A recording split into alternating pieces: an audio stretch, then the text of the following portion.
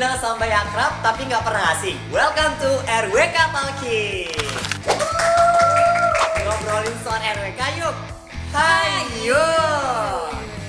Halo Rangers. Nah, welcome to RWK Season 1. Dan pastinya hari ini bakal seru banget. Dan tentunya hari ini dengan topik yang sangat menarik banget. Dan stay tune aja sampai akhir. Oke, tapi sebelum kita mulai, ada satu pepatah mengatakan bahwasanya kalau tak kenal maka tak sayang, kalau tak sayang maka tak cinta, kalau tak cinta mari kita kenalan terlebih dahulu. Nah, teman-teman, perkenalkan nama saya Syekh Nafil. Teman-teman boleh banget nih panggil saya Syekh. Nah, saat ini saya posisinya sebagai manajer brand ambassador Youth Ranger di Indonesia. Nah, akan tetapi hari ini kita kedatangan narasumber wow kita pada hari ini. Tepuk tangan. Hari ini kita mendatangkan narasumber kita. Mungkin boleh ini diperkenalkan diri dulu nih Kak. Oke, makasih banyak Syekh. Halo teman-teman semuanya. Kenalin, aku Ade Megalia Utami. Saat ini aku berprofesi sebagai HR and Legal di salah satu perusahaan startup. Dan aku merupakan Impact Man 1 Youth Ranger Indonesia. Wow, Impact Man 1 ya. Nah, karena kita ngomong-ngomong Impact Man 1 dan tentunya topik hari ini sangat memuncak banget ya. Aku agak pressure ya ini. Nah, nih Kak Ade nih, aku banyak banget nih dapat pertanyaan nih Kak Ade. Betul. Emangnya YRI ini apa sih yang membuat Kak Ade itu tertarik banget gitu untuk join YRI? Apalagi Kak Ade ini menjadi orang pertama yang masuk YRI. Apa sih yang membuat Kak Ade ini sangat tertarik? Apa jangan-jangan join YRI ini karena jatuh pandangan pertama lagi? Kenapa nih Kak? Oke, thank you Syekh buat pertanyaannya. Teman-teman, FYI 2018 adalah tahun di mana Youth Ranger Indonesia didirikan. Dan di tahun 2018 juga itu adalah tahun pertama aku masuk ke perkuliahan ke semester 1. Semester 1 euforianya ya, dari kampung tiba-tiba masuk ke universitas, pengen semuanya dicobain. Oke, benar sekali. Apalagi kalau semester 1 sangat menggebu-gebu banget. Betul, ya. Apalagi upload Twibbon. Iya. Betul sekali. Nah, yang unik dari Youth Ranger ini adalah waktu itu tidak hanya kita tuh ngupload Twibbon, tapi kita harus bikin video. Saya bayangin dari kampung harus bikin video. Oh my god. Dan nggak tahu apa nih Youth Ranger, tapi tulisannya kayak gini, membantu anak muda buat nemuin potensi dirinya, potensi diri. Dan pada saat itu tuh kayak dari kampung, gak tahu apa-apa, tiba-tiba kuliah, ini ada organisasi pengen nemuin potensi diri. Agak bingung kan, kayak terus selama kuliah gue harus ngapain aja gitu. Terus kayak persyaratannya tuh harus bikin video. Mana ya caranya, gue gak bisa ngomong, tapi tiba-tiba harus bikin video. Tapi pada akhirnya, karena aku ngerasa kayak Youth Ranger Indonesia ini ada diksi potensi, itu adalah salah satu pembuka atau jalan aku untuk menemukan potensi-potensiku yang lainnya ternyata gitu. Akhirnya aku pada saat itu bikin videonya mungkin bisa di-share nanti ya. Itu di tangga kampus. Itu ada video aku banget dulu, kayak aku bikin video kenapa alasan aku pengen daftar Youth Ranger Indonesia, dan salah satu alasannya adalah aku ingin menjadi anak muda yang bermanfaat. Gitu. Wah, sangat mulia banget ya tujuannya. Oke Kak, nah tadi kita ngomong-ngomong soal YRI ini Kak. Nah, kenapa sih Kak Ade memilih untuk bertahan daripada untuk memilih hal yang baru?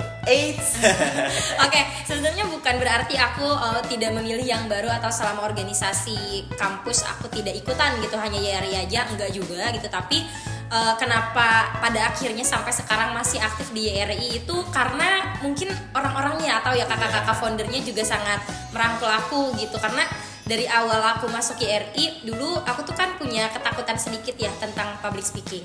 Balik lagi karena aku anak daerah, kadang aku merasa punya salah satu stigma yang kayak perempuan tuh gak perlu untuk terlalu power di depan layar atau di depan orang untuk berbicara, karena itu tugasnya laki-laki.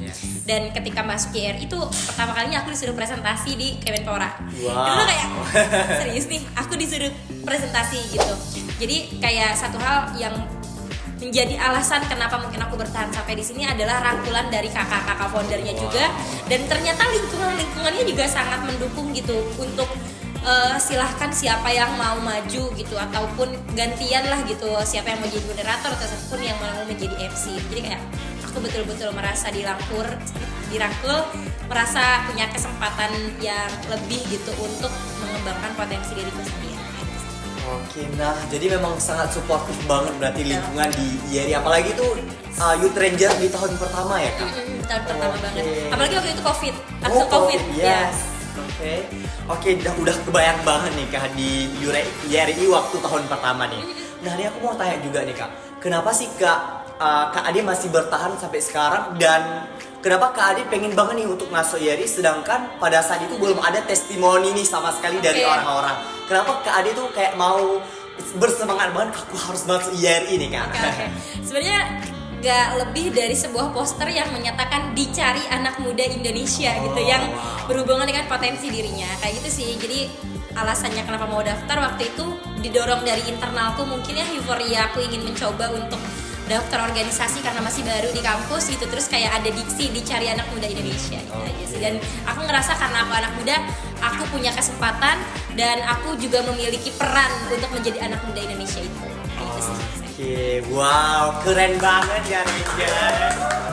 Wah, ternyata perjalanan Kak Ade ini dari Youth Rangers sampai 2025 masih bertahan ya Kak. Wah, ternyata pastinya teman-teman semua yang Rangers, pastinya Kak Ade ini sangat keren banget. Beliau juga udah banyak banget nih buat berbagi impact gitu ya untuk Rangers yang ada di luar sana, untuk pemuda-pemudi di luar sana nih. Oke, nah nih selanjutnya nih Kak Ade, aku mau tanya nih Kak Ade. Nah kalau dari Kak Ade sendiri nih, apa sih benefit yang Kak Ade dapatkan selama journey di Youth Ranger di Indonesia ini? Kalau ditanya benefit itu banyak banget ya, dimulai dari aku mungkin jadi jauh lebih percaya diri. Alasan pertama kenapa tetap masih mau bertahan sampai sekarang, mungkin dulu pernah jadi staff, jadi aku nyobain jadi staff, nyobain jadi chief, sampai sekarang diamanahi buat jadi eksekutif dari eksekutif komite ya, dari para CEO gitu. Dan aku ngerasa alasan pertama kenapa tetap bertahan ya karena dulu itu Kak Syifa, Kak Ina, Kak Gilang, dan Koh David juga Kak Glenci itu bukan orang biasa. Dia itu Mapres, David Mapres ITB, Kak Inal juga sama Kak Glenci Mapres di UIN, terus Kak Gilang juga beliau di, aku kalau tidak salah di ITS, maaf kalau salah. Terus Kak Syifa Kennedy juga seorang YouTuber yang sejak SMA aku tonton video YouTube-nya. Dan pada saat masuk YRI, beliau yang berlima ini yang berprestasi itu merangkul aku, yang tau gak sih masuk kuliah tuh insecure-nya tuh parah banget gitu. Dan aku tuh ngerasa dirangkul lah sama kakak-kakak itu. Jadi itu yang pertama jadi alasan aku bertahan. Terus masih makin kesini vibrasi positif dari kakak-kakak founder tuh ngasih ke anak-anak pengurus Youth Ranger juga. Jadi kayak aku ngerasa oh ini lingkungan yang tepat buat aku mengembangkan potensi diri gitu sih She. Dan benefit apa yang didapat tentunya relasi. Oke, pastinya relasi ya yang didapatkan. Nah, jadi tuh Ranger semuanya jangan takut untuk bergabung di Youth Ranger karena relasinya itu sangat luas banget di Indonesia. Nah, akan tetapi Rangers, kita bakal kembali lagi setelah ini. Asik no asing. Sampai jumpa di RWK setelah ini.